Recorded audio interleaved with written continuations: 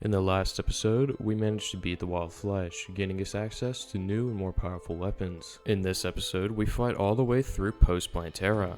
I recommend to watch part 1 to be filled in on everything previously. Let's see if we can use our arsenal of powerful weapons to beat all the enemies and get to Plantera. Hope you enjoy. I start hard mode by trying to defeat some enemies in the underground corruption, as well as mining some new ores. This allows us to get some cool new items, such as Palladium Javelins, which will be very powerful weapons for our upcoming boss fight. Next, I go to the Astral Infection to gather some Titan Hearts. These allow us to craft a new armor set for us, giving us a powerful stealth bonus. While I fight Cryogen, I want to explain my strategy that I've been kind of thinking of for hard mode. I really want to use the stealth strikes in Rogue, because I haven't ever really used them before. And so this entire mode is going to be trying to make stealth work, and if it doesn't work, then I will just make a spam build. You'll see me switch accessories a lot during hard mode, and so I just wanted to fill things in for any of you who are wondering.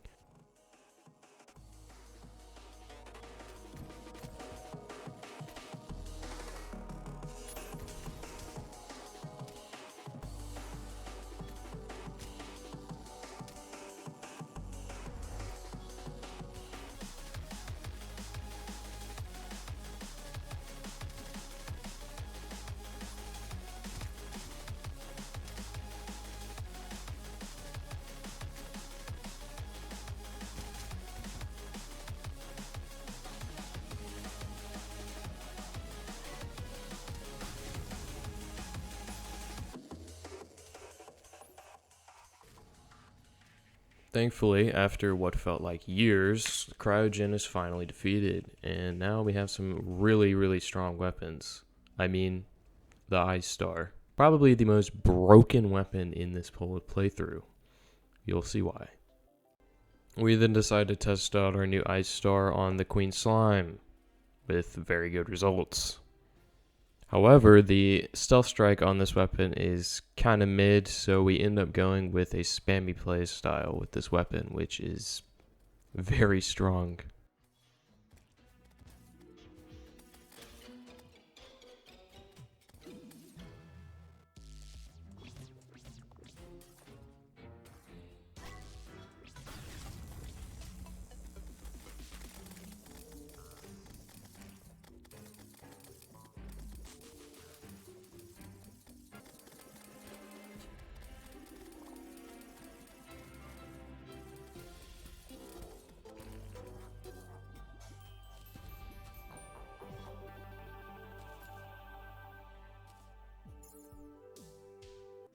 After cooking up a devious build, we are now eligible to be able to fight the boss known as the Twins. I have to say, I didn't think this weapon would shred as much as it did, but it really delivered on how powerful it was.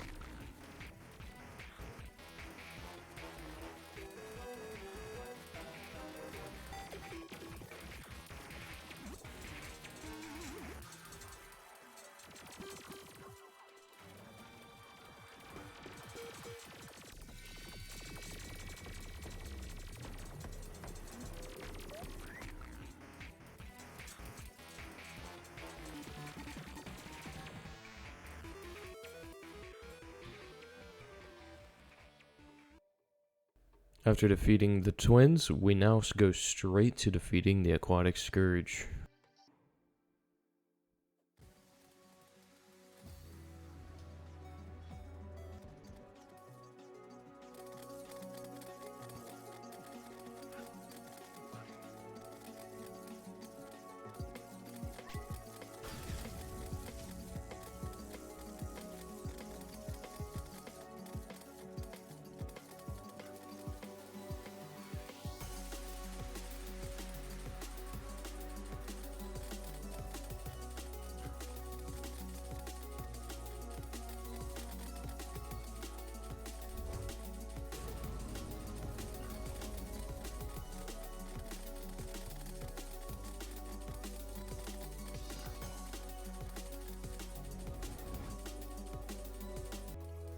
Just as the fight was coming to an end, something strange happened.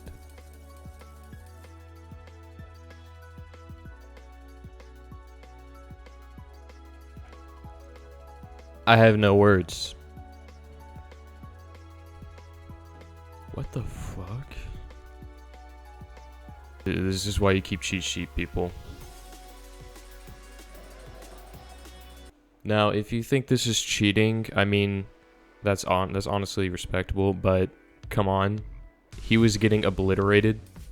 I didn't want to fight this guy again, so I'm sorry. And a bonus point, I didn't even need to fight him, I just did it because I just wanted to have some more bosses in the video. I skipped a lot in the first video, so I decided this time I wanted to, you know, fight all the bosses, at least. Now, I have some bad news. The Destroyer fight was extremely easy. However, I didn't get any of the footage. I wanted to fight him again, but every time I kept fighting him again, he would just lag my game. I don't know why, but I defeated him. He was actually very easy because of the Ice Star. If you can imagine Aquatic Scourge dying to that, you can imagine what the same thing would happen to Destroyer. I'm sorry, I'm just gonna have to go to the next boss. I then went underground to get all the Hardmode ore I would ever need. I then visited the Brimstone Crags to get some materials for some items I needed to obtain. Some of these materials being for the next boss. I then returned to base to make some nice items after gaining some Brimstone materials. Next, it was time to beat some ass on the Brimstone Elemental.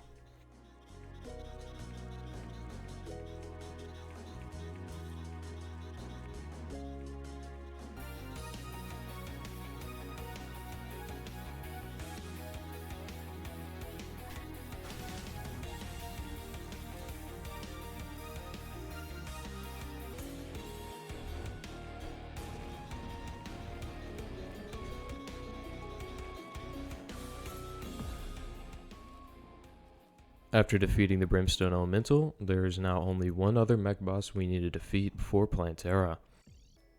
While I'm fighting Skeletron, I will say that I had to fix my world. I had a rollback for some reason, and it just got rid of all my progress from Brimstone Elemental to pre-Aquatic Scourge.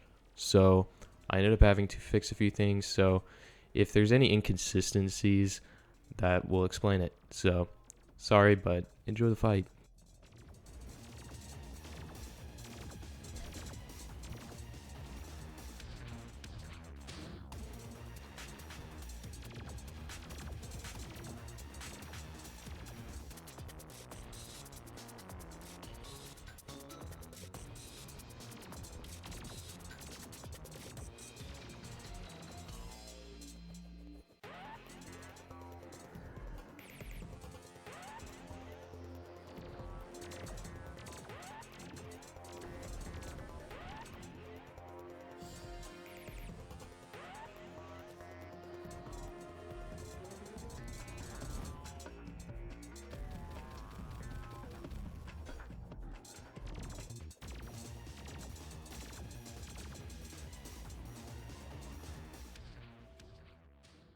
With all the mechs out of the way, we can now progress to the next stage and get super powerful items.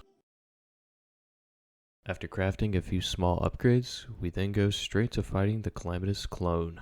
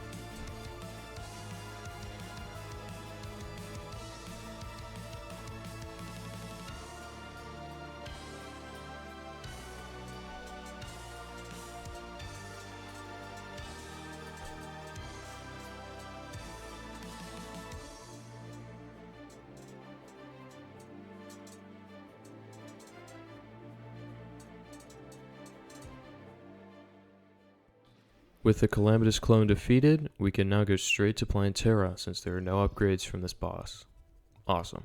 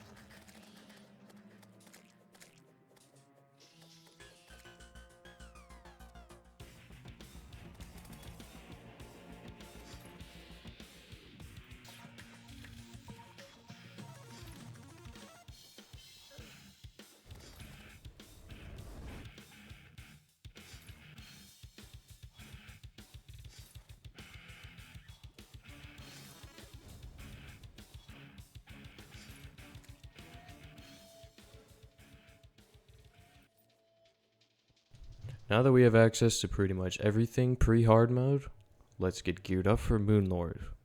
First, I take a trip to the Abyss with our new Chlorophyte pickaxe to hopefully mine some scoria ore. However, I realize that you can't mine scoria until you get Golem. So, you're probably wondering why I'm fighting Duke Fishron. Well, my high ass decided to fight him before Golem for some reason. Yes, this is chronologically how I fought him for some reason. Apparently, I'm just way good at this fight, and I just end up destroying him with the Ice Star. Because in this last phase, you can't really tell where he is. It just tracks for you, which is just really good.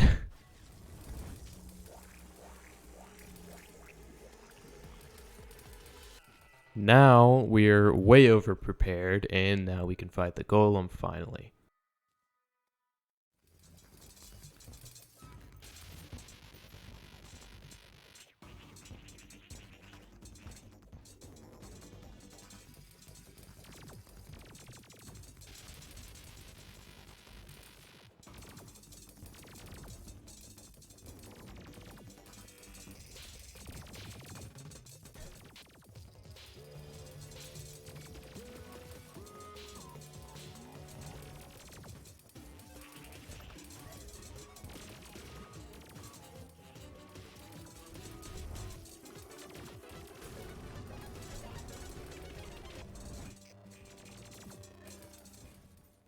Now that Golem's defeated, we have a few more bosses I want to fight before we get on to Moonlord.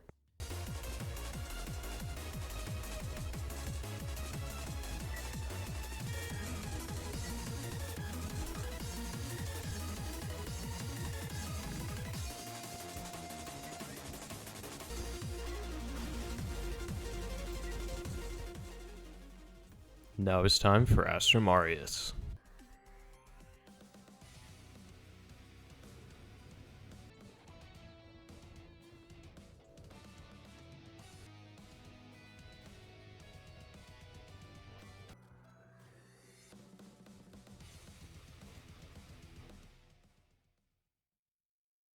Wait, did you actually think I was going to fight Moonlord in this episode? Unfortunately, no. I like to put Moonlord and all the other post-Moonlord bosses all in their own videos, just because I think it's more interesting. I mean, Moonlord is a pretty big fight, so I wouldn't want to have anyone miss it if they don't want to watch this late into the video. So, I hope you guys enjoy, and be sure to subscribe and put on the notifications so you don't miss when we fight Moonlord. Hope you enjoyed.